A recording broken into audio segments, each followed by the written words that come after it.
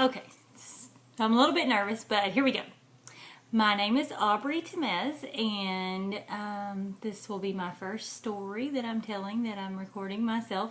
I tell stories quite often in the library, but not holding an iPhone in front of me and recording myself doing it. But anyway, here's my first attempt. First of all, I have two small children. I have a little boy who is 3.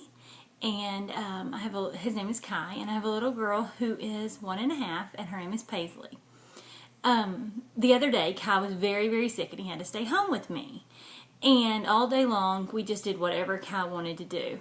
Well, I could tell he was getting a little bit sleepy, and so I thought, well, this will be the perfect time to have him sit down and maybe watch a movie with me.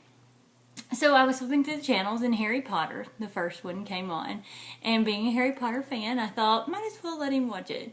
So I said, Kai, come on in here and sit down with Mom, and let's watch Harry Potter. And he came running in, and he was so excited to sit on the couch and watch a movie with me. And so we started watching it, and he was very, very interested in the movie. And he kept saying, well, how did it do that? For instance, when the snake...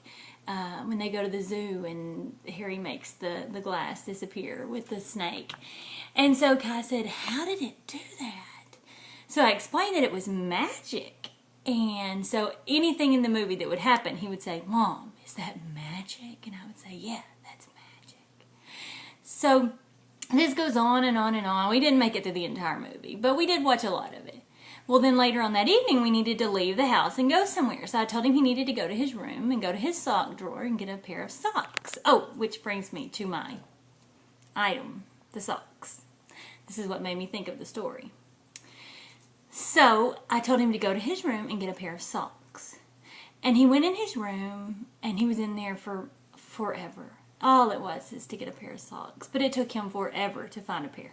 And he came running out and he said, Mom, I need help. I can't find my socks. Well, his socks are in the same drawer that they're in every single time. But for some reason, he had a hard time this time finding his socks.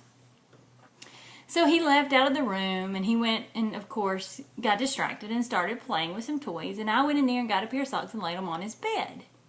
And then I started picking up his room because it was a disaster. And so we needed to leave, and the room needed to be picked up. So I was picking it up. And in a few minutes, he came in there, and he looked at his bed, and he saw the socks sitting there.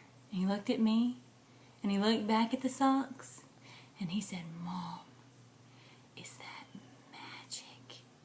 And of course, I said, yes, Mommy's magic, and I made those socks appear there. I mean, he's only little once, so I have to have him believe it that I can do anything at this point, right? So that is my story about my little boy's socks.